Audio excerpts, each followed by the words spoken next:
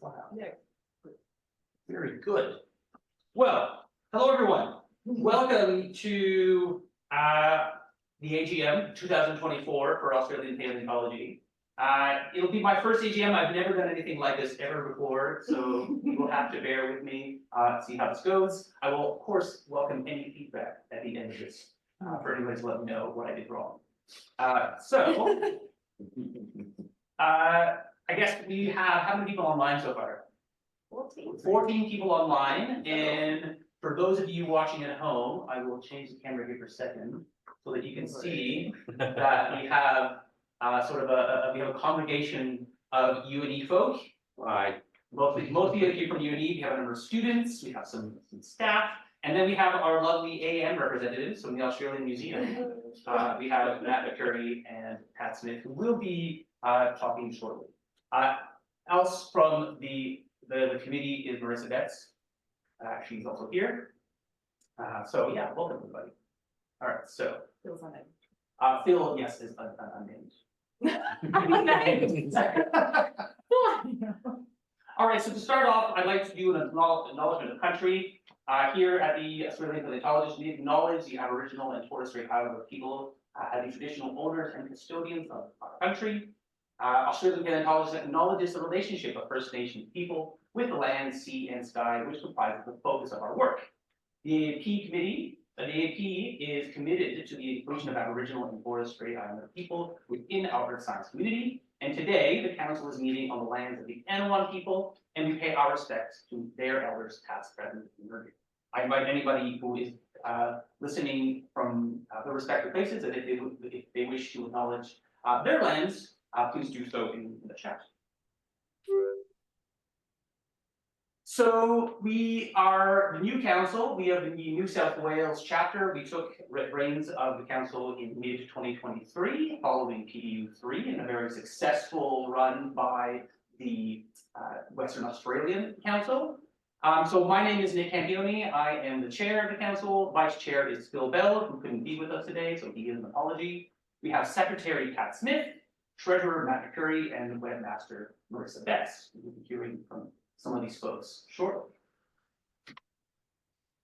The current editors for the society are Ben here. He is the Altaringa editor, and I think Ben was going to be able to join us today.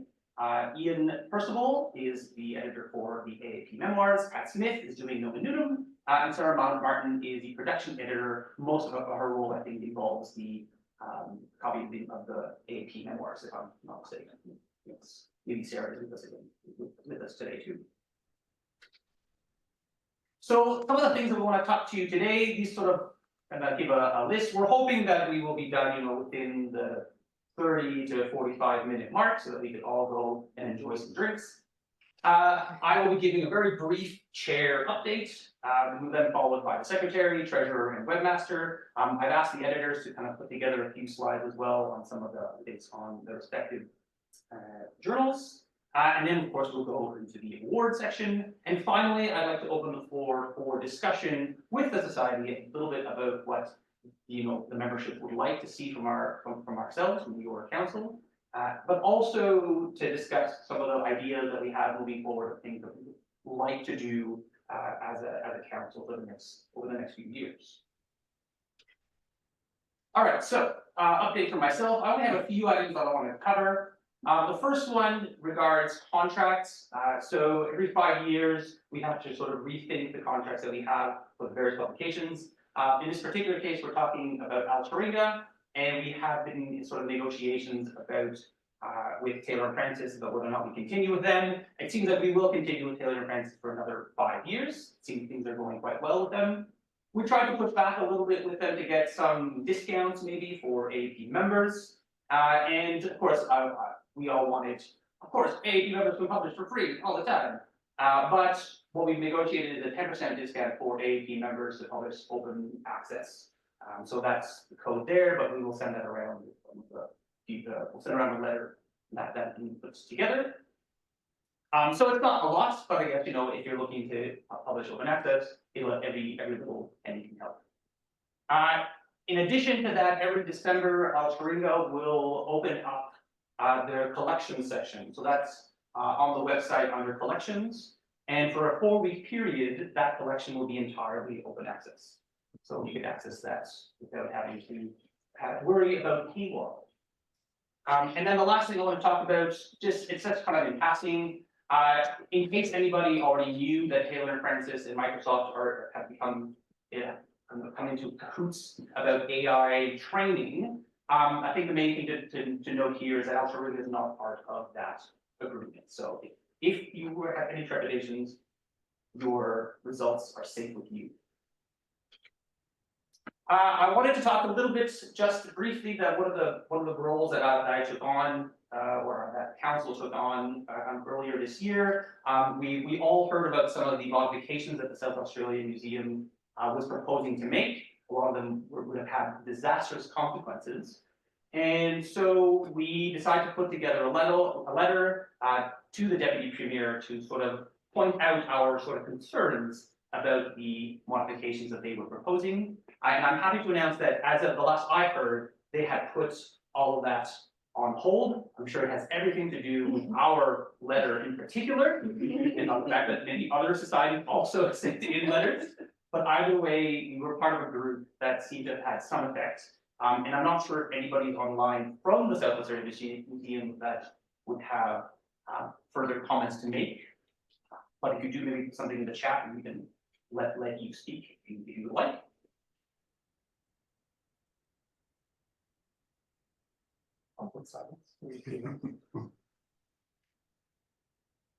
And then the third thing that I want to touch on are the national fossil species lists, which we host on our website.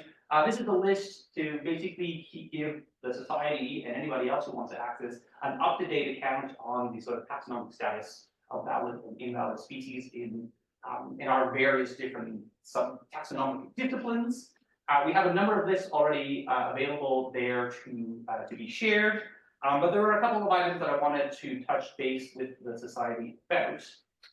The first one is that the committee as a whole, we sort of felt that we'd be following up every year with list editors was a little bit of a tedious role. And so one of the things that we would like to instill, a couple of options. One would be to maybe assign a list editor to sort of go around every year and accrue updates from different people. Alternatively, we could just seek out the list administrators themselves, whether or not they would like to keep us up to date on some of these items. So yeah, so that's some of the updates that we have to do. From there, we would like to move from the more PDF Word-based documents that we currently have to something a little bit more database friendly.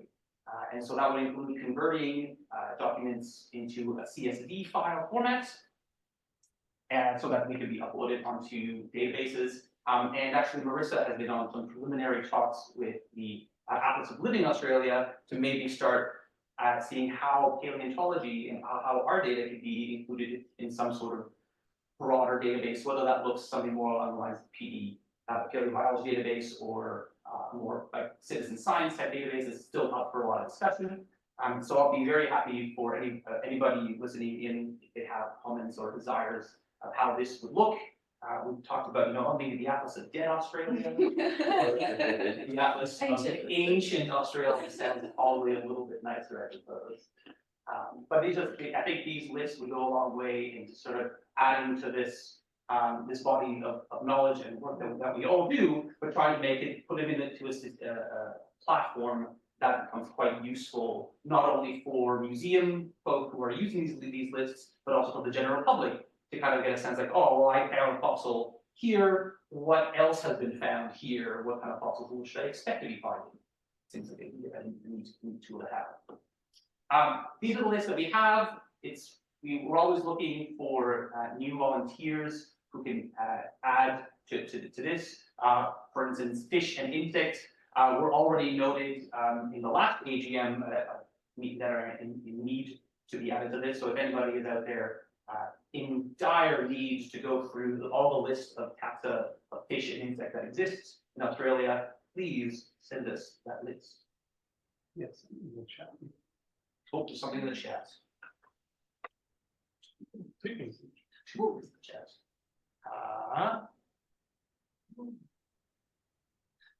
Kenny, would you like to speak to your chat comments? Cassia Piper was in WA.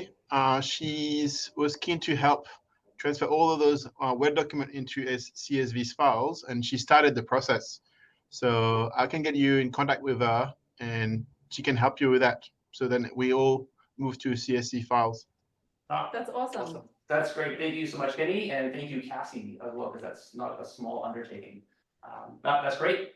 Really happy to hear that. Sarah Martin's doing an insect survey. Yeah, it looks like Sarah Martin is interested in doing the insects. Thank you, Sarah. Very good. Okay, so moving along. We have the secretary update, so I will pass over to Pat. Give us a little rundown. Okay. So thanks, guys. So just an update on the membership numbers. I would also point out, Nick, if you could have something to do the bracketons too. Oh, Before bracketons get forgotten about. So here we just have an update of the membership numbers, sort of post 2023, so post the PDU update that we got for the last AGM. And you can see here, this is just following the same data set from the GSA. We've gone down members from last year, about 60 since PDU 3. That drop is expected. Most of the PDUs have had an increase and a decrease in memberships as people forget to renew. So for those at home listening, it'd be good if you could renew. However, we have gone up 10 from last, so we're now above 100. So we were slightly below 100 in the 90s at the beginning of the year, and now we're slightly above at 117 members. We have had a slightly greater drop in the female rather than the male. Unfortunately, although for some funny reason, my slides have been modified to say 2 female sets. But we've had a slightly greater decrease in the number of females than males. And so unfortunately doesn't allow us to see non-binary, of course, as well, but that's just the GSA data. But yes, just a slightly greater decrease. We're about at pre-PDU 3 levels again, so it'd be good to see some growth, but obviously that's good to hear. At least we're travelling at about the same rate we were last time. So yeah, I think that's all from me. And anybody know what happened in the 80s? Paleo was popping. Yeah, what is it? I don't know. Is it like people's loving cone dance and like? I mean, I would expect that. I mean, it could. There's also a big gap between 1988 2014. Like There's didn't happen. Improving single collections. It's also a boom time for like publishing. Like there was lots of new tax and stuff. All right, you're at Matt. So just a quick update from me as treasurer. So looking through the current accounts, we're in a very, very good financial situation. So we have money split between investment accounts held by GSA, term deposits that we hold, as well as a checking account that we use to kind of our normal expenses. We have money kind of as inventory as well. That's primarily copies of the memoirs. We need to consider whether we hold those moving forward though. So they're currently sitting on a pallet in Western Australia. I think the costs of housing and shipping them all over the country probably outweigh the benefits. So we're looking at ways that we can hand over as many of those at no cost to members, and then probably mulch the rest of the money that we hold in different investments. So we have that one investment account with GSA, and that achieves a rate over the last year. It's achieved a rate of around 10.7%. And then we hold term deposits that are currently achieving 4.5%. I think moving forward, we need to assess how much money we hold in these various accounts. We'd like to eventually move more money over to the investment account. Obviously, it comes with a higher risk, but we've put that out to a vote to all members before doing any of those moves. Expenses over the 2023-2024 financial year aren't very useful to look at because there's PDU costs that I guess came at the tail end, or at the start of that period, sorry. and then $2,000 for awards, and then $330 for website costs. I think it's more useful instead to look at the finances for PDU by itself. So Kenny, if you have any comments on this, please chime in. But I just did a quick analysis looking at all of the money that flowed in and out of our accounts across the PDU period, validating kind of making sure that things were actual cost of PDU and that the money coming in is cost of PDU as well from the ticket sales. So the conference cost around $106,000 to run. Ticket sales run at around $109,000. There was a combination of private and event sponsorship. One thing to point out is the previous committee envisioned that we'd have around $15,000 flowing in from the WA government. But because of the number of attendees that we had at the conference, it turns out we're only eligible for 6,700. But overall, the conference ran at a profit anyway. So the conference made about $13,000. I think moving forward, it probably doesn't matter if we run at a slight deficit for conferences as well, because we have so much money sitting in bank accounts, it allows us that freedom. Okay, that's everything for me. I think I obviously have the funnest job. Format has to look at spreadsheets all the time. A very quick one from me. We did switch to a new website. So the old website was hosted by Wix and was a bit more expensive than Squarespace. And so I switched over all of the awesome content that Liz, I guess, had put together for the old website onto the new website. And the only major change really is that the it's Australasian Palaeontologists.com, not .org. I couldn't keep the old domain name. And if you see this, you know, it's a human thing, but if you see any errors on the website or anything, just let me know and I'll change them. And social media, not much has happened on social media. There used to be there was a Twitter, but now it's X, and I haven't been doing much with that. But I'm quite keen to do something on Instagram, like a photo competition. So do keep your eyes peeled for stuff like that. And please keep continuing to tag AFP in posts and stuff on Instagram. We'll repost them. We've also started the newsletter, which hopefully you all received in the last week or so, which we thought was a really nice way to communicate with the society and the community as a whole. And we just wanted to keep it short and sweet, but it is nice to sort of get that correspondence from us and to hear about what's going on in the community. So if you have some news that you would like to share about what's going on in your neck of the woods, please do let me know so I can include it in our newsletter. And I also would like to feature a cool fossil of something Australasian in our newsletter as well. So do send those through. And I think that's about it for me. Thank you. Right, I think we now are moving along to editorial updates. Ben, is Ben online?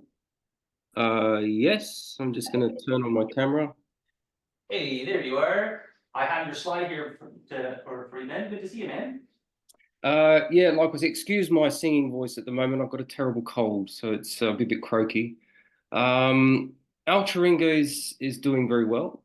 It's in terms of the journal impact factors, we're stable. We've had a slight decrease this year from 1.25 or something to 1.2, but that's expected. So any journals that are generally below JIFs of 2 are prone to fluctuation. So I would call that a stable result at this stage. But it's pretty much looking good. The best metric, I suppose, the out metrics are going exponential, meaning that we have far more than we've ever had in terms of downloads and readership. So our articles are reaching a very wide audience, which is excellent, and they're getting a lot of media attention. So we're currently clocking more than 64,000 views per year. The last quartile at the moment, it's going up about 10,000 views per quartile per year, which is excellent. So we're doing very, very well. And 2023 was a bumper year. We had 13 out of 30 most read articles for all content for all time.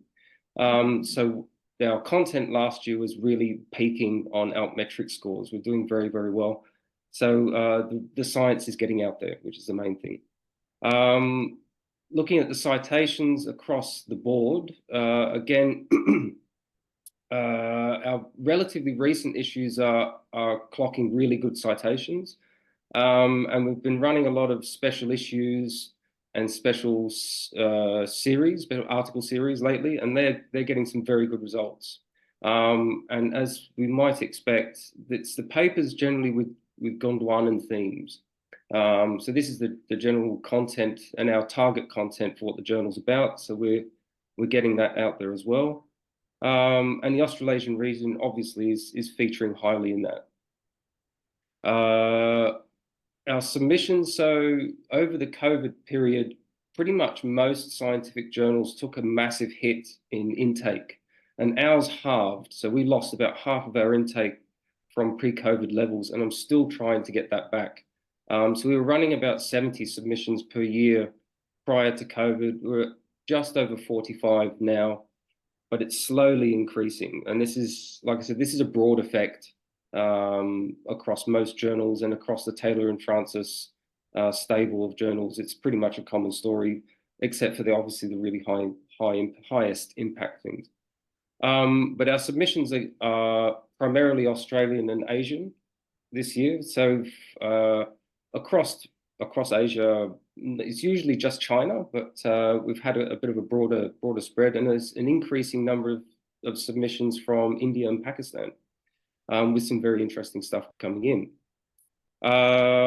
So last year introduced a new article series, the Australian National Fossil Species List article series, and this is a partner of the online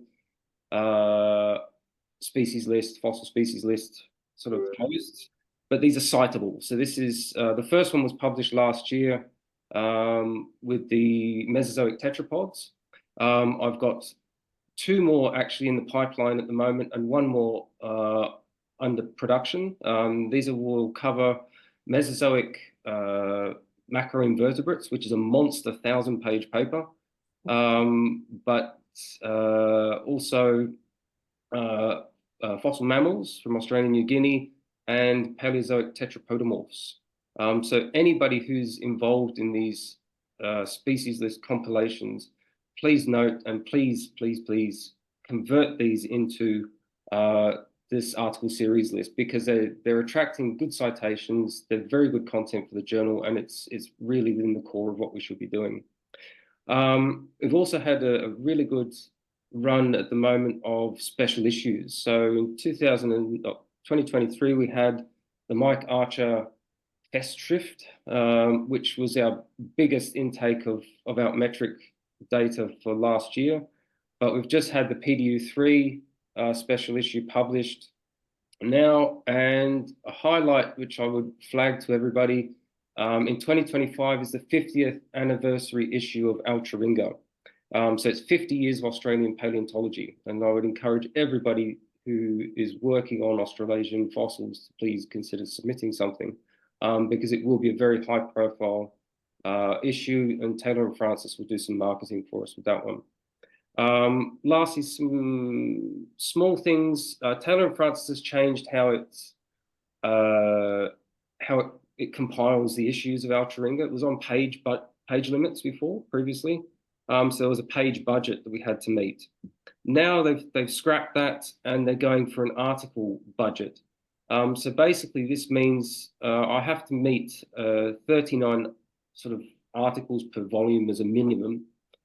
So it means I've standardized our Altringa format. So in the past, if you have a look at it, Altringa was publishing all sorts of numbers of articles per issue. Now we're going to hit 10 as a standard per issue, except where we have a special issue, such as the Fossil National Species List, which have really large papers. So they'll run as single paper issues. But basically, this is just like a issue accounting. The editorial board was revised, and I'm pleased to say we have 2 more editors who've come on. Pat Smith and Lachlan Hart have joined us to cover more of our intake on Paleozoic invertebrates and vertebrates. So they're already up and running. And the online information has been updated. So Nick showed you the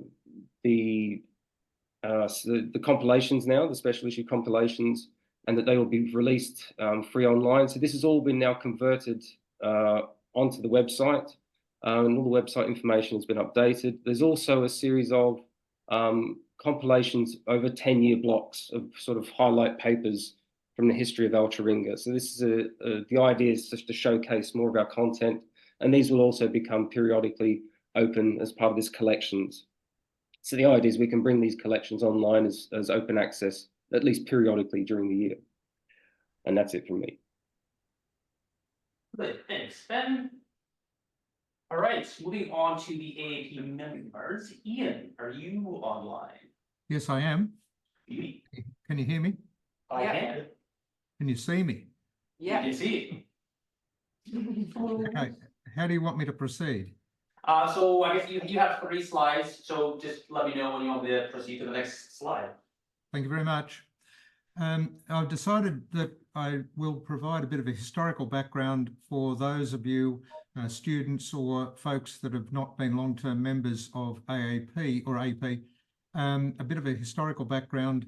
The paleontological memoirs are a bit of a poor relative of Altringa, which has got by far the highest profile, but we cater for the larger systematic paleontological monograph style of papers, also thematic collection of systematic papers, the ones that have been run mainly by John Laurie of Canberra Ordovician Studies series, which is now up to number 7 to be published shortly.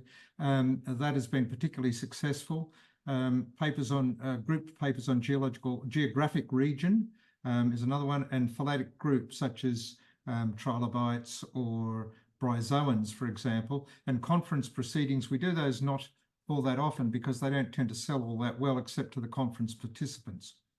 The publication has been going since 1983, so not quite as long as Altringa, but still a very worthy publication history, and there have been 55 memoirs published in that time. It was known as AAP Memoirs until Memoir 49 just under 10 years ago now, and then the current title of APM, Australasian Paleontological Memoirs, was adopted. The first editor for the first 20 memoirs was Peter Gell, but he was assisted at various times by the late John Roberts and John Pickett. John Laurie holds the record for the largest number of memoirs edited, from memoirs 21 to 50, and is also doing the most recent Canberra Ordovician Studies, which will be APM 57 next year. He's been assisted by a whole host of guest editors in Canberra Ordovician Studies, and there were also 2 volumes of Siluro-Devonian Studies which petered out, but David Holloway was involved in those. And there has also been, of course, the PAF volume back in 2000, which had a range of 3 or 4 other editors in association with John. I've served as the editor since 2016. I've been assisted by Pierre Cruz on 2 of those memoirs, and I particularly want to thank and acknowledge Sarah Martin, who's been the production editor for memoirs 51 to 56, without which those wouldn't have seen the light of day. Could you change the slide, please? By the way, that is an actual lump of gold I'm holding. So that's 10.7 kilos of gold, a real nugget.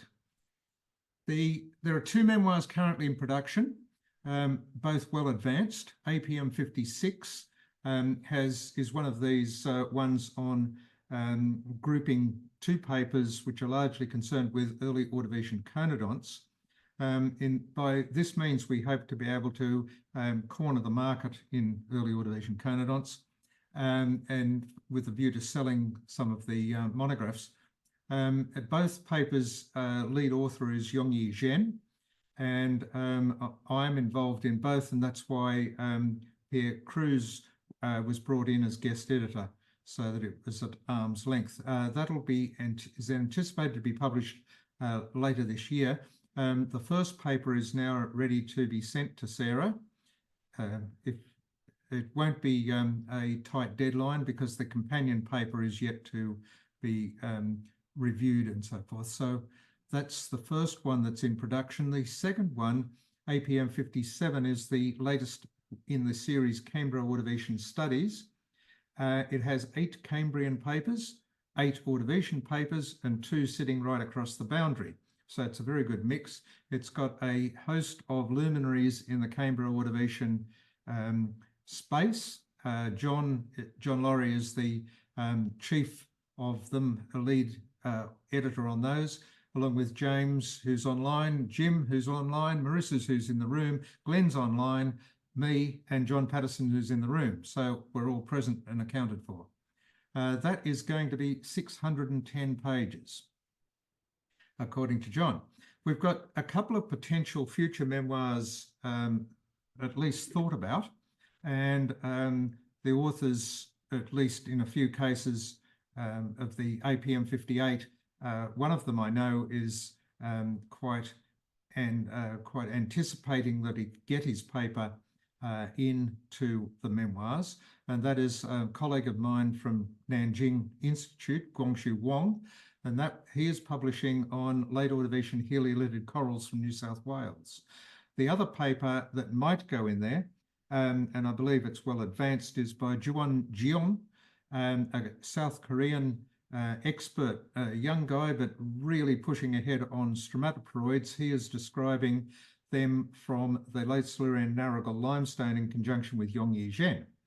Both of those are topics that Barry Webby spent a great deal of time involved in collecting and doing some initial analysis of, but never got to publish. And so that could be a volume that could be dedicated to Barry Webby. And it's always, I think, better to dedicate these volumes to people while they're still alive to appreciate it. And so that's why we'd hope that that wouldn't be too far from being published once we get the papers in. And then the next one that might be in the schedule could be another in the series of Canberra Ordovician Studies, since that's been really a high point of the memoirs. Some years down the track, couple of years down the track at least, but given that the number of papers that were promised for the current volume but didn't quite get submitted in time, and the fact that there is still a lot of active work going on in the Canberra Ordovician area, that could well fill up quite rapidly. So that's the next one. That's all on that slide. If you could just turn to the final one. Thanks, Nick. Thank you. Now, there are 2 issues we've got to consider, and these might be considered at the end of the in the discussion period at the end of the AGM. Firstly, digital or printed copies, or both. It's a bit of a contentious issue because and I'm very pleased to see that the financial position of the society is, or the specialist group rather, is so nicely able to possibly bear the cost of a few more memoirs, printed cost. The memoir costs have been reduced substantially since I took over, because I found, or I was introduced to a crowd in Sydney, a company that is the leader in Australia in high resolution scanning, or ultra high resolution scanning. We're not talking your average scanning machine. This one is upwards of $3 million worth. And they are commercial printers. They can print quite small runs economically, and there is no extra, really no extra charge, or minimal extra charge, for colour reproduction, which is excellent for putting in maps and sections and what have you. And so the memoirs have been reduced not only in cost, but the fact that we no longer have to produce a minimum print run of 200 to 300, which was the case for many years with the old offset lithography process. and that was a cause of some build-up of excess unsold memoirs, which we're still dealing with. I actually had to throw out 4.5 tonne of memoirs from Sydney, and that was a great shame, but you can't store them economically anymore unless you have a tame space in a survey. I'm going to suggest that a subscription model could be invoked, whereby authors, such as those involved in the Canberra Ordovician series, they're invited to commit to purchasing prior to publication a small number of printed copies at cost, so no actual premium involved. And the more memoirs that are printed, the unit costs decrease. So that would be a way of getting them if they each wanted to purchase a couple. The only problem really is the overseas postage costs can sometimes be the same as the cost of a memoir, which is, well, it's criminal, but that's reality. We do need to still provide some deposit copies for various libraries, National Library, State Library of New South Wales, a couple of university libraries and so forth.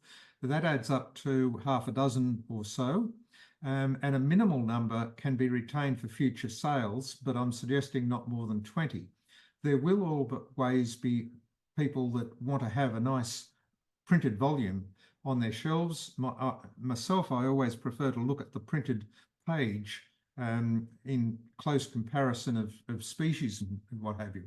So I think there is always going to be a need, perhaps a decreasing need, but there will be a need for printed copies, and certainly it's much easier for most of us to deal with digital copies. If you're on the move and you've got a computer with you, you can always see something that otherwise you'd have to be sitting in your library or at your home office or what have you.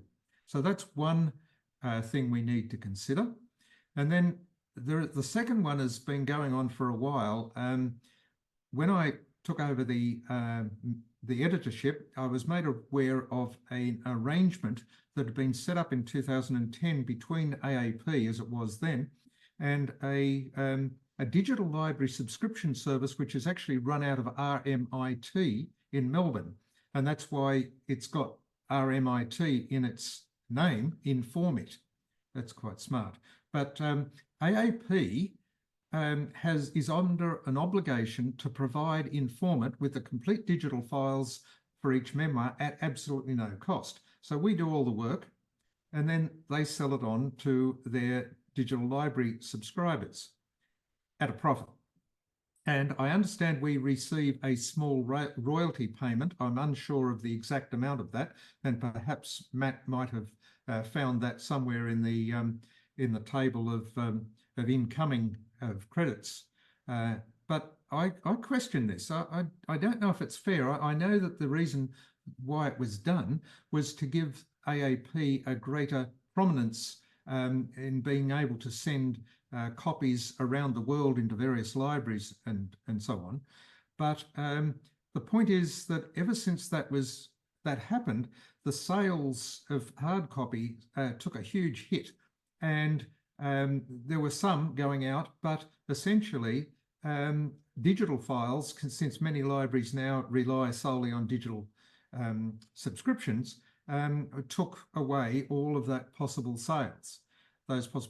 So this contract does require the AAP, the specialist group, to give 12 months notice of its intention to quit. I don't know if the current committee has involved itself in any discussions on that. So I just put that out there as two issues that the membership needs to consider, or the council, and then the committee, and then the membership needs to consider. Thank you very much. Thanks for that, Ian. I can confirm that we have not engaged our RMIT in any of these topics yet. And these are, I guess, ongoing discussion points to have. So we had a couple of questions online. Steve, do you want to just chime in and ask your questions? Steve, yeah, it would. Can you hear me? Yeah. Okay. as from my memory, the original reason that memoirs went to Informit was that John Laurie had a bad experience with Taylor and Francis producing the first issue. That they were involved. They were invited to run the AAP memoirs. It came out badly, and he never wanted to have anything to do with them ever again. So he went to Informit instead. But I think Alturinga has done quite okay. He has a good relationship with Taylor and Francis, and it would be good to have both publications in the same platform.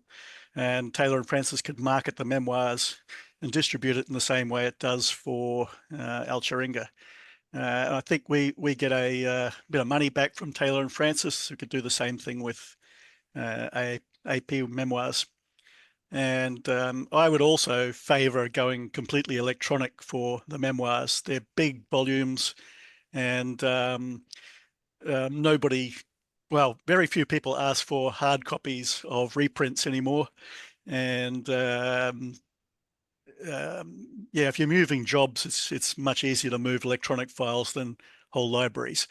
So I would go for the paleontological electronica model and just go completely online. That's my view anyway. I'll just chime in quickly and say, looking through the bank account, the last payment we received from Informit was $100.42. So they're quite small royalty like benefits that we get. I think we could get a better deal out of Taylor and Francis, and it would also give us the opportunity to get an official impact factor for the memoirs if we could make it come out on a regular basis. The idea of going like a PE, paleontological electronica model, has something that we have been talking a little bit as a society, with the idea that, for instance, we could actually forego any of the publishers entirely and just make it entirely society run like PE is. So that's something that we have been thinking about, and something that I guess we'll continue thinking about, and maybe send out a vote at some point of how people would like these things run. Yeah, that's a thought. Thanks, Steve. It is a lot of work to for editors and production editors to do. We do it all in our so-called spare time. I mean, I'm retired, so I guess I have more time to do these things, but they do tend to add up in time. I'm a bit concerned about the society taking on board the responsibility for all this itself. I keep on calling it the society. It's not society, specialist group. So it's a matter of what effort and what reward you try and put together into a mix. The other thing is that the memoirs, by virtue of them being almost monographic in quite a few instances, apart from the themed ones like Canberra Ordovician Studies, you can never tell when they're going to come to fruition. It's an irregular series, and to try and institute some sort of schedule for them, I think would be its death knell, because you just cannot predict when and where and the size of the things, and trying to get people to actually publish in it is not nearly as easy as Alturinga. In part, that is because we do not have an impact factor. We've never had an impact factor or any of those metrics. But it's got an ISSN, but it's a completely different kettle of fish, I think, from Alturinga. Thanks, Ian. Yeah, I think Ben has also commented about how the Journal of Invertebrate Paleontology publishes memoirs alongside the regular one, and it seems to have worked out with them. And yes, I'll add to that as well.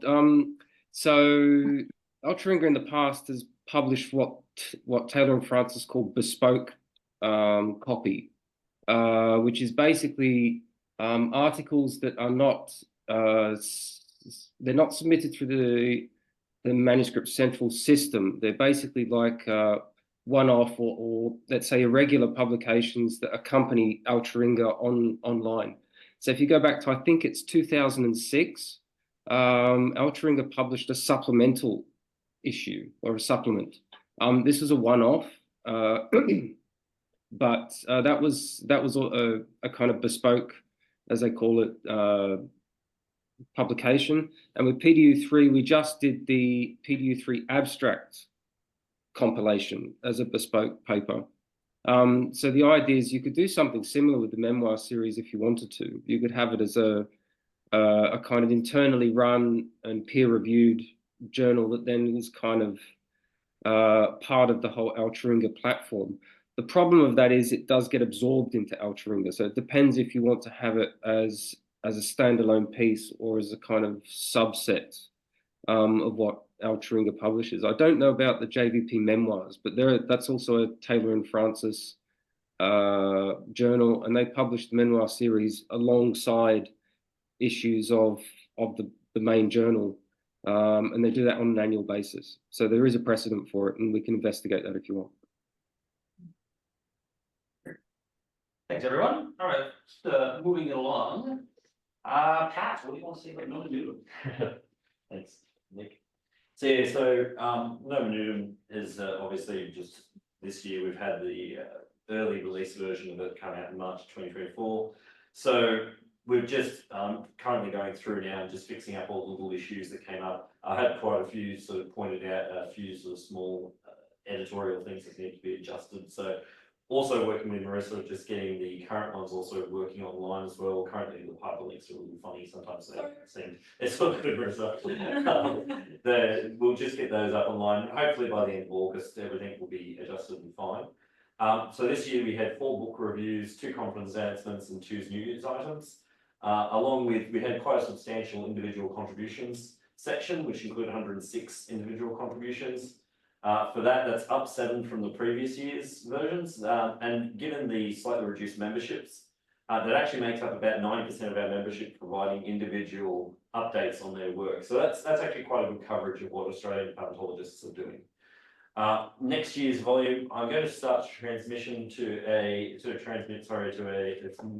of series that will be done via an online submission portal rather than sending through the old classic Word document. I found that system was very difficult to try and get through a lot of submissions very quickly, and particularly if people want to make multiple versions or edits.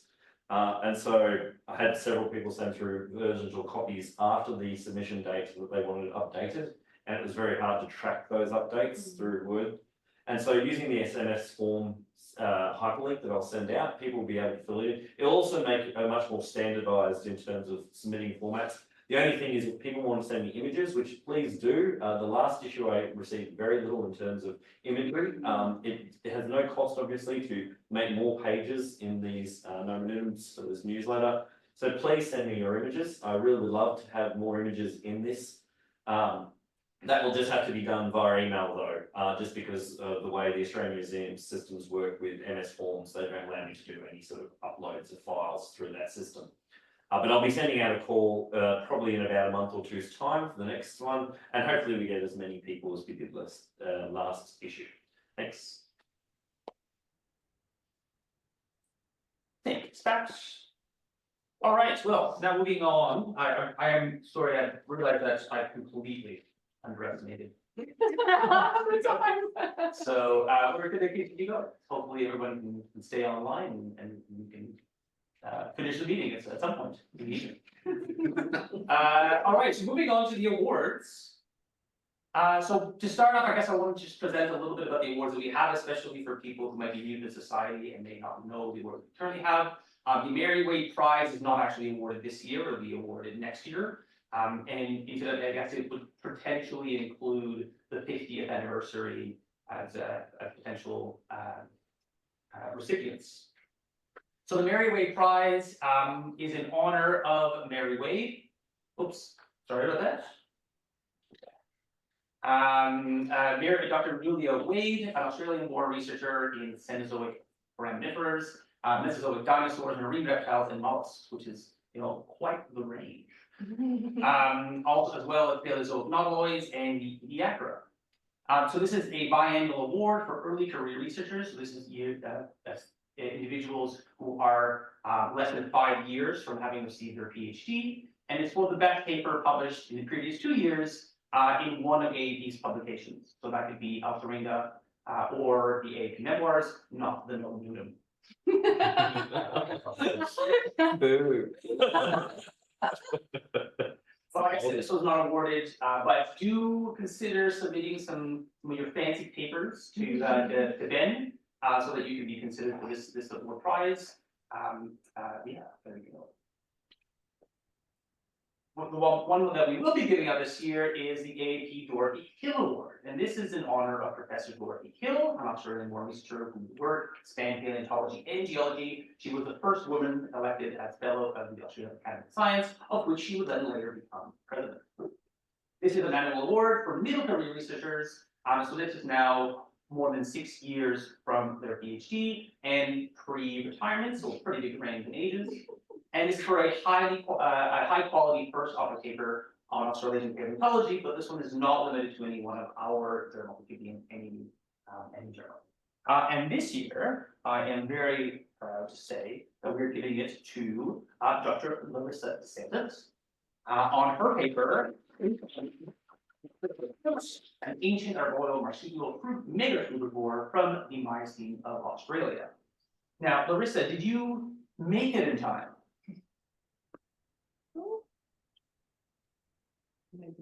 Larissa is in Tennessee, so it would have been 2 o'clock in the morning. That said, this is entirely my fault because she did say that maybe she could make it. And then I, of course, didn't send her the link until an hour before the meeting. So I have to think about my story with Larissa. But she was grateful to actually send out a little message. She says, "Thank you to the AAP for this honor. I stand on the shoulders of giants like Dorothy Hill, whose work has paved the way for so many of us. This award represents the collective effort of a community that supports, challenges, and inspires each other to push the boundaries of knowledge and has been incredibly welcoming to an American, Larissa, who loves Australia's flora and fauna, past and present. I want to thank my colleagues, Tremendous List, mentors, and the incredible team who contributed to this research, including Mike Archer, Sue Hand, Karen Black, and Mira Osiris, whose support in this project and over the years have been valuable.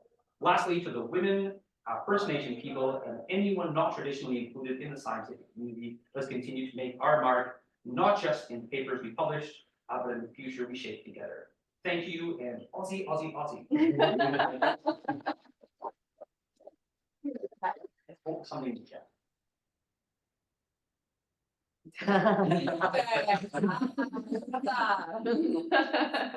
Interesting how that worked out. All right, so now the next award is the Robert Etheridge Jr. Medal. Now this is, I guess, the highest honor that the society or the specialist group bestows.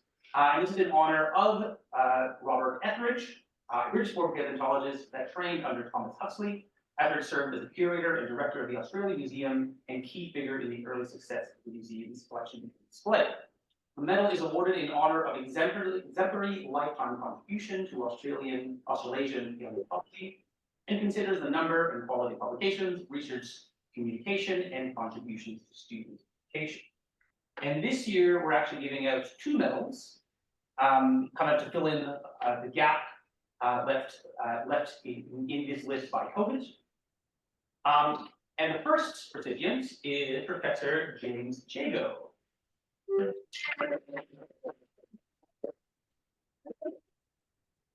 And I think, John, are you willing to come up and say a few words? Yeah. James.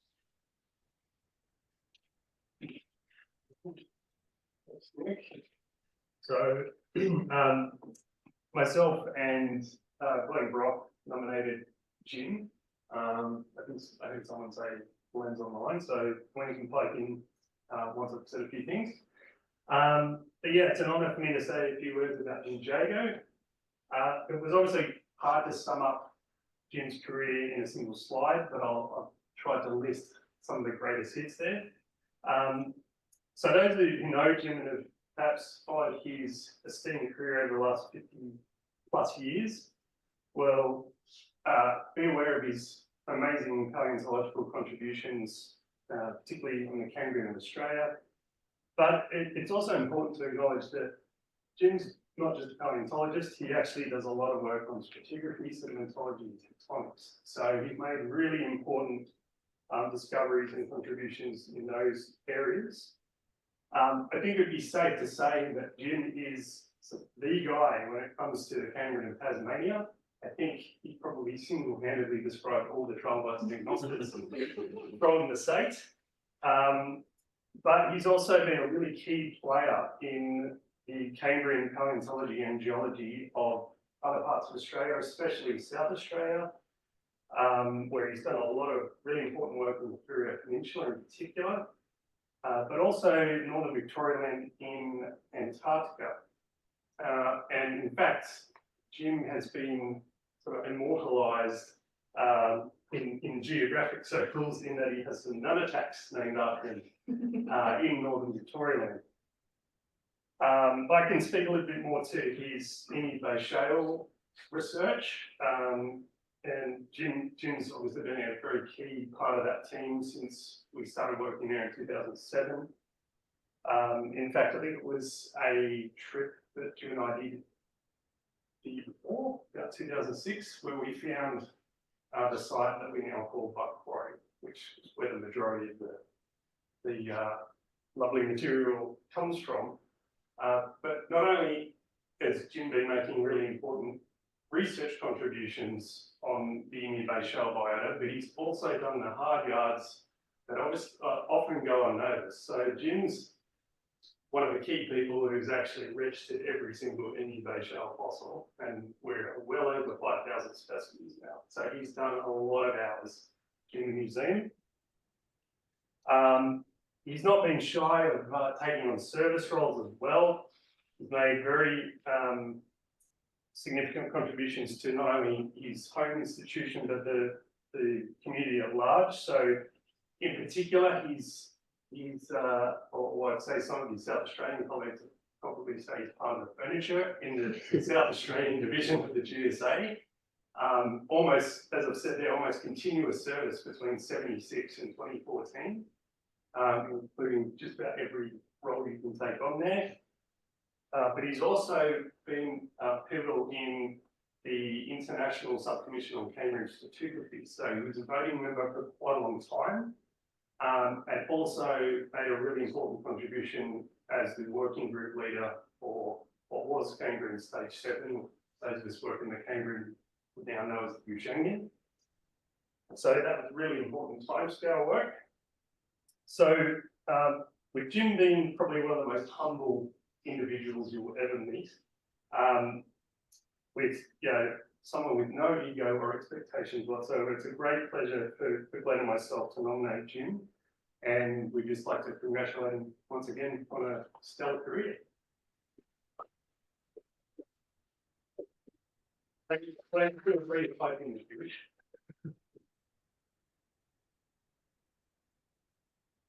He's not there. Yeah, so Jim is online, but he informed me that his microphone isn't working. So unless Jim, you've magically fixed your microphone. I do have an email that he sent for me to read out. And so you'll just have to pretend that I'm Jim. So it is a great honor to be awarded the Robert Eckford Medal. I would like to thank Glenn Ruck and John Patterson for nominating me. I was introduced to geology after we moved from Melbourne to Smithton in the far northwest corner of Tasmania. It was the best move that my ever-supportive partner ever made. Smithton High School had a terrific teaching staff, including John Buckley, a local dairy farmer who taught us Year 12 physics and geology. I would like to thank my honor supervisor, Max Banks, from the University of Tasmania, as well as my PhD supervisor, Brian Daly, at the University of Adelaide. After joining SAIT, later Uni SA, I was fortunate that we had heads of school, Colin Branch and David Stapleton, who were very supportive of staff undertaking research. University of South Australia has continued to be very supportive. I thank Roger Cooper for introducing me to the Antarctic geology and paleontology.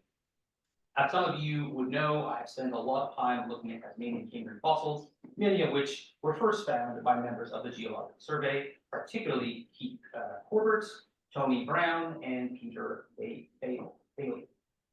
Over the last 20 years, a lot of work has been done in conjunction with Chris Bentley, who knows a lot more about computers than me. I would like to thank the following people from the South Australian Museum: Mary Ann Binney, Jim Galing, and Diego Garcia Vigilo, as well as John Laurie from Geoscience Australia, and Sun Xiaowen. The most important thank you is to my wife Adrienne, who has been very tolerant of my continued absences and field trips over the years. Here. Congratulations, Jim.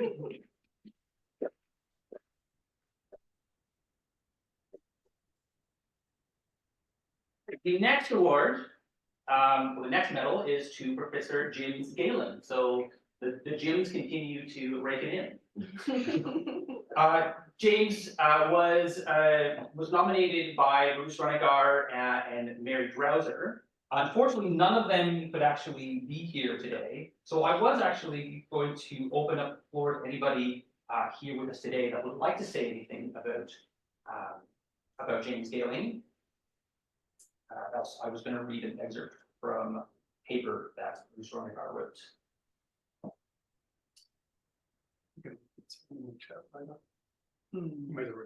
Sure, I'll read the abstract. It's kind of an abridged version, but I thought it was kind of a nice homage to them. So ever since 1970, when Mary Wade put Jim Galen firmly in the literature by acknowledging that the field assistance of Mr. Galen has been outstanding, Jim has been a tour de force in the Ediacaran world of South Australia, Namibia, and Newfoundland. We highlight the many contributions he has made to Ediacaran paleobiology and the geological context of the fossils over the past half a century. Jim Galen was drawn to paleobiology by the enthusiasm of Martin Gleisner, the man who put Ediacaran organisms on the map with an article in Scientific American. Gleisner embraced the idea that Ediacara was the resting place of innumerable jellyfish stranded by tides. Jim disagreed. He moved the Ediacarans into deep shelf waters, touched occasionally by storms. The organisms were not stranded, they were toppled and buried where they lived. Furthermore, the discs were the whole cast of prawns, not jellyfish. In the Ediacaran business, getting things right is a rare commodity. We have all made mistakes, much to our chagrin. Jim has had his share of regrettable assignments, but he, more than most, has found the way forward. So we would like to acknowledge his central contributions to paleobiology, taphonomy, sedimentology, and stratigraphy, including the Ediacaran GSSP and heritage in the work that he has done. So congratulations, James Galen.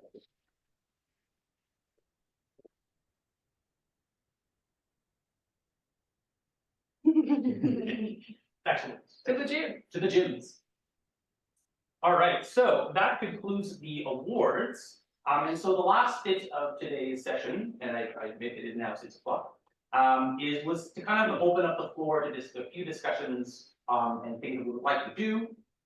So some of the things that we as a committee have been talking about over the last year, and we would like to acknowledge as well that we only just got access to the bank accounts. So we haven't actually been able to spend any money.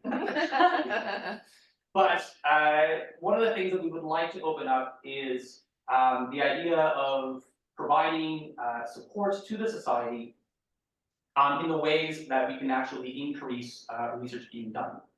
And so this was actually something that the previous committee had also already kind of brought up. And so we would really like to champion this moving forward. I don't know necessarily that a new granting scheme would look like what I said here, but the idea would be to have a small annual research stipend for AAP members only. And this funding would allow things like field research, lab research, museum collection visits, sample analysis, and workshop attendance. Now, we don't really know how much value we can put on those grants yet. That all comes down to sort of thinking about our budgets and how things are moving forward over the next little while. But this would be a competitive, application-based scheme. Would be a budget involved, and it would be selected based on feasibility and for the benefits to the to our Paleontological Society. We've been in discussions about what sort of level we could pitch this at. Do we have multiple grants at different levels? Do we pitch it only to certain groups? Things like giving it to early career researchers, PhD, master's, honor students? Do we also provide something for mid-career researchers and maybe even late career researchers? Those are all sort of up for discussion and debate. And then, of course, there's always the question of, well, should we be looking out for some donors as well to kind of help sort of fund these endeavors? And ultimately, the more money we can put into it, the bigger the grants can be, and the more progress we can have. So that's one idea that we've been playing with. The next one is regarding the reviewing of awards. There are a number of criteria that probably need to be reviewed, clarified, and updated. So for instance, there is a very odd gap year. So if you're between 5 and 6 years of your PhD, you cannot get any AAP awards. So that's something that probably we should try to address. And also add to that the 6 years to pre-retirement is a very long period of time. And so that's also something that we could try to fill in. And then clarifies about how exactly to go about applying for these awards. We were to make sure that we did not have a lot of applicants, and we ourselves as a committee have to kind of go through and kind of see who would be viable for the awards this year. Other thoughts we've had in terms of revising the awards is to maybe reduce some of the value. So currently the awards, except for the medal, are sitting at $1,000, which is very nice for the individual that receives it, of course.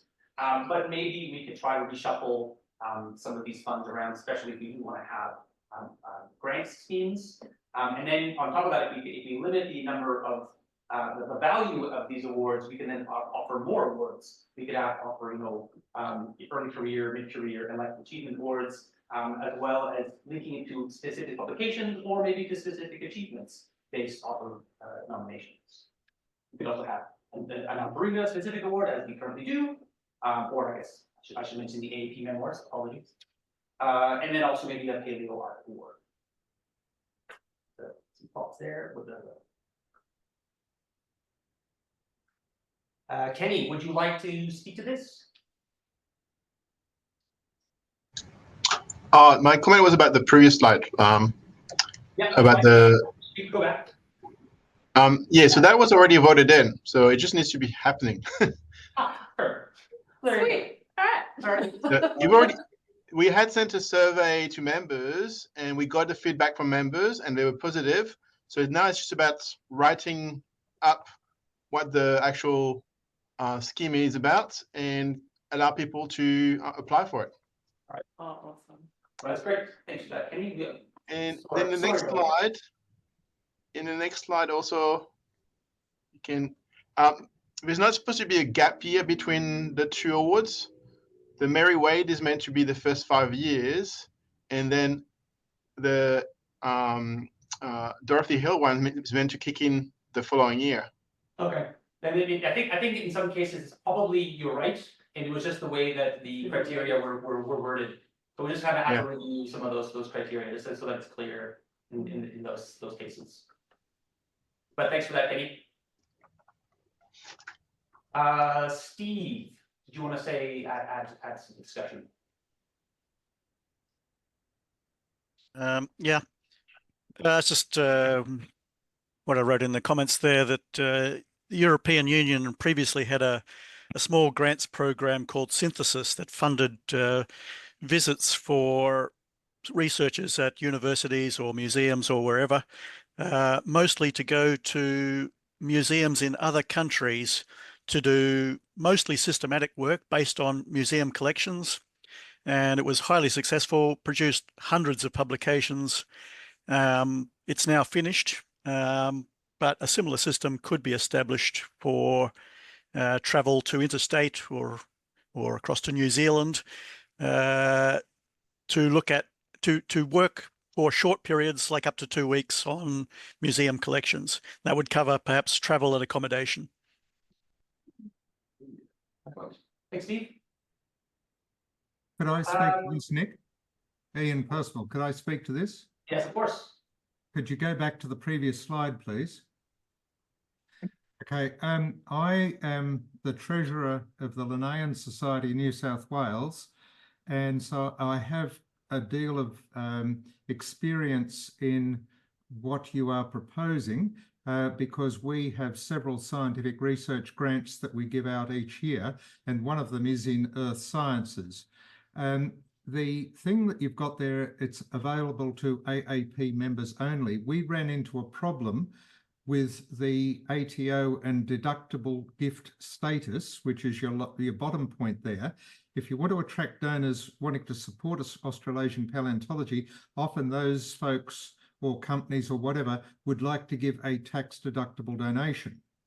And the guidelines that the deductible gift recipient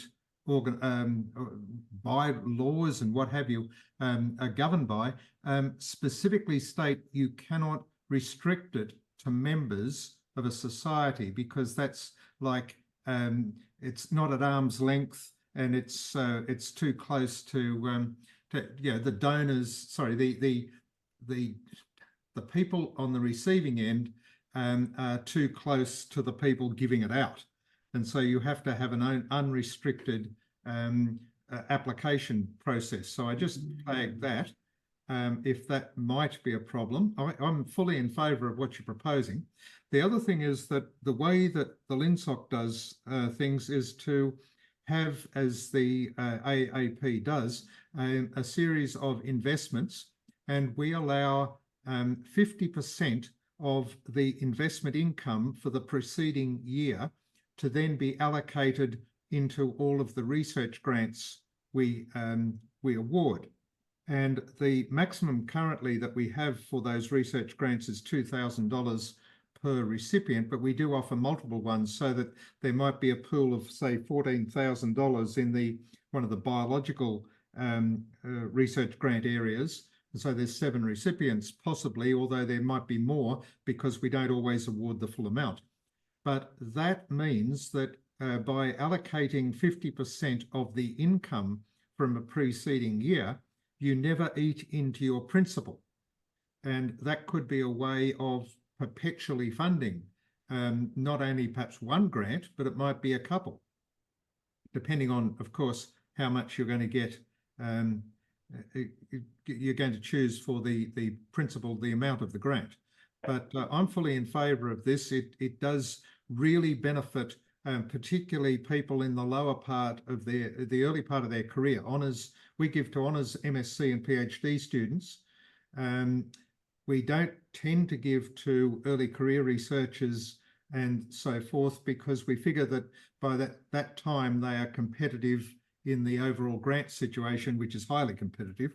But and also the amount of money that we're able to give is not of the order of someone who's really trying to fund a lab or a big major project would even contemplate applying for. But that's just my point of view as to how you can fund such a grant on a perpetual basis. Thank you. Thanks, Ian. Yeah, no, that sounds very good. I had not considered the ATO issue with donors and members only, so we'll have to discuss how that works. I mean, ultimately, from our perspective, we want to increase membership, and so trying to build these things in a way that would encourage other people to apply, similar as many other paleo societies have done internationally. It's something that we want to sort of encourage. So that's good to know that maybe we would run into issues if we double dipped, I guess, so to speak. No, that's good. Thank you. James, Jimmy, what do you have to say? I just wanted to say something about the awards that you were talking about just then. I've always kind of thought, well, recently, I guess, since they've come in to the system, that the awards are a bit random in terms of I guess the criteria for the early career, middle career, and lifetime groups. So were you talking about maybe trying to, I guess, make similar awards across the different groups and have more of them? Is that what you meant? Yeah, I mean, we don't know yet how exactly the reviewing of these awards would look. But yes, the idea would be to make it streamlined to particular groups and make it clearer which groups can and cannot apply. Yeah, okay. Because it would, I was just thinking it would be good to have like an achievement award, I guess, similar to the Etheridge Medal for early career and mid-career Sorry. researchers who have made contributions to, Australian paleontology, or but then also have the papers, because I mean that doesn't cost anything. You can offer them. I mean, yeah, you might print a medal, and that might cost a little bit, but then offer small prizes, I guess, for the paper awards that we already do as well. Sure, yeah.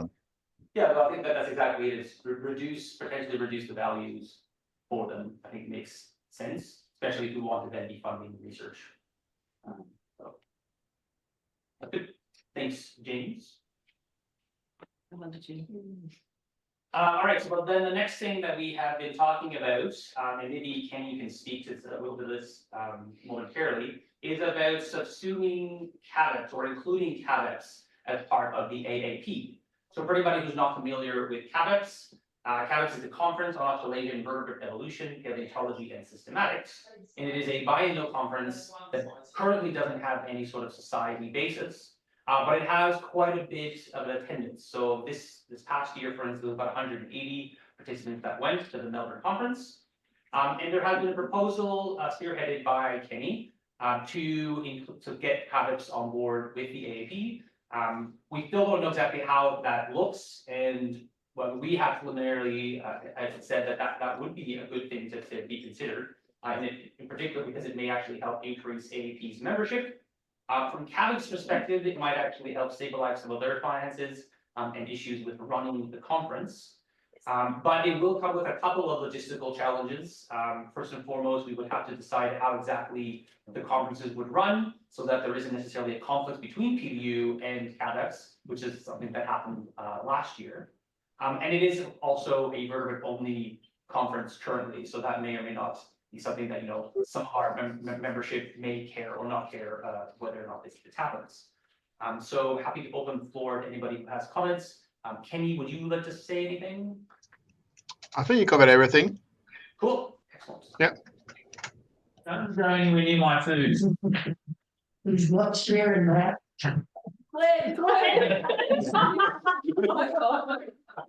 Glenn has something he wants to say. You can mute him. Come on. Yeah, I would too. I'm not ahead of 56. Yes, Kenny mentioned that there is a certificate associated with Dorothy Hill, and we will be sending that out to shortly. And then yes, I guess there's a trophy, but I guess we're not doing Mary Wickets here, so future AP council issues.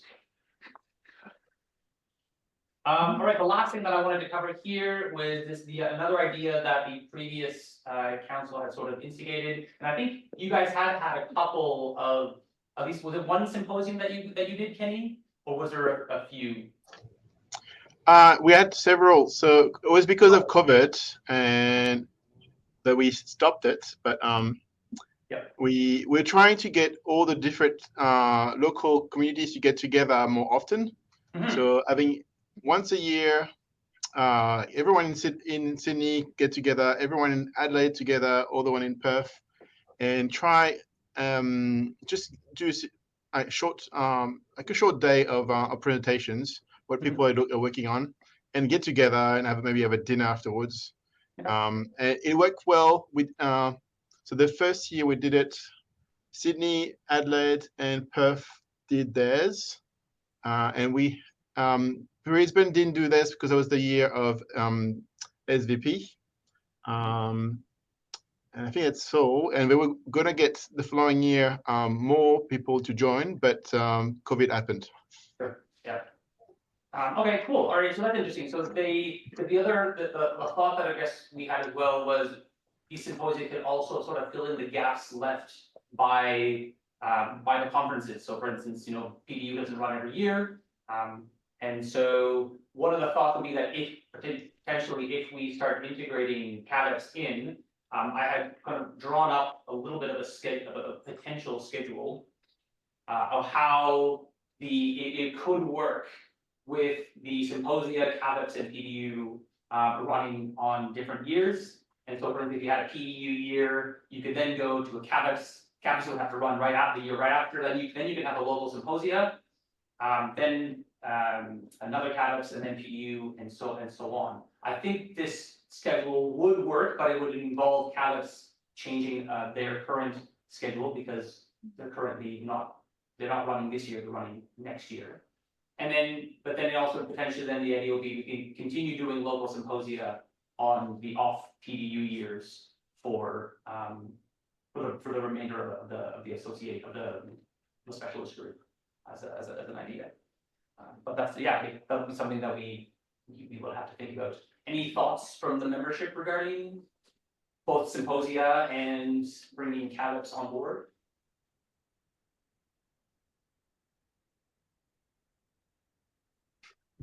I think it's a win-win. I think so. Yep. Do it. Yeah, I think we should all do it. well, the merrier. I like the idea of the local symposia as well. Yeah, to I think so. We talk to people, and it's not limited to invertebrate. Yes, absolutely. It's a community thing. It's a community thing. I like that too. Yeah, I like that too. should we state that CADIPS hasn't necessarily agreed yet, that they're considering it? Yeah, so CADIPS has definitely, I mean, some people have endorsed it.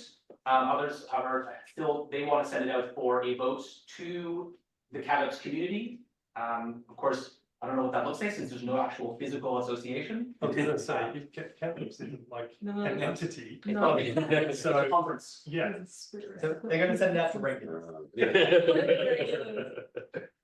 So that is. And I guess the last thing then is just to, I guess, ask if you guys have anything that you would like to do. So we are your council after all. We are only, you know, a limited number of people, and we limited number of time and ideas and brain power. And so if other people have ideas and things that they would like the society to do, of course, we can't say that we can do everything, but we certainly encourage anybody else to add to the list that we've added. We'll open the floor again to anybody who'd like to say anything.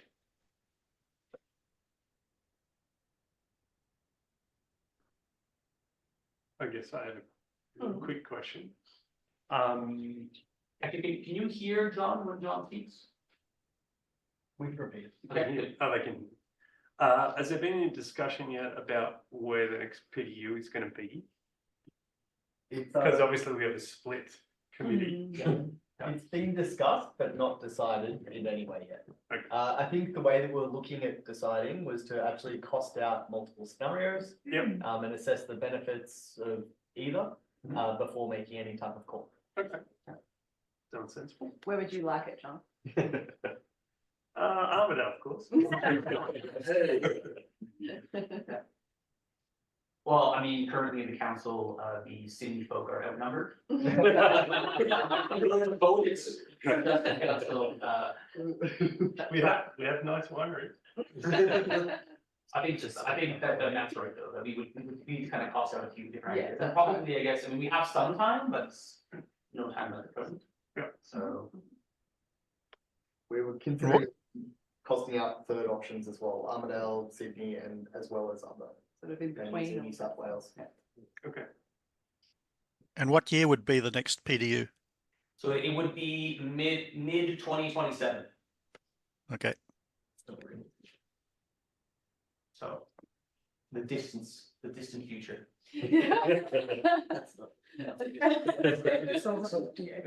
I wanted to be this. Brilliant. All right, well, thank you everybody for coming and taking some time to join us. We did record this session, so I suppose we can post it online somewhere. Yeah. Provided anybody who could not attend. So if you know anybody else who is part of the society, we definitely did not hit the full membership at this meeting. So there was a lot of people who weren't able to attend clearly, but maybe we'll send out another group email or whatnot with this. Something in the chat. Oh, something in the chat. Okay. Okay. Oh, we put it on the YouTube channel. That's a great idea. Oh, all right, very good. Thank you, Kenny, for that suggestion. Yes. I have much learned in the ways of the chair. You're doing great, Nick. Yeah.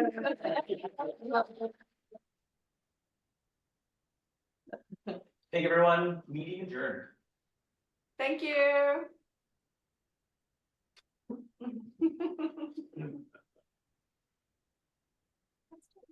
Bye, Jean. Bye, Julie. Bye, Julie. Bye, Julie. Bye, Steve. Okay. Bye, Sarah.